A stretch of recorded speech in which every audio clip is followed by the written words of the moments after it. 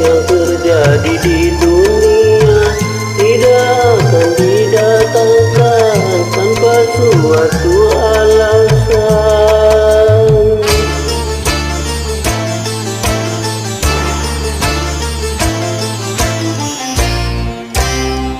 Dengan musibah yang datang mungkin hanyalah cobaan ataupun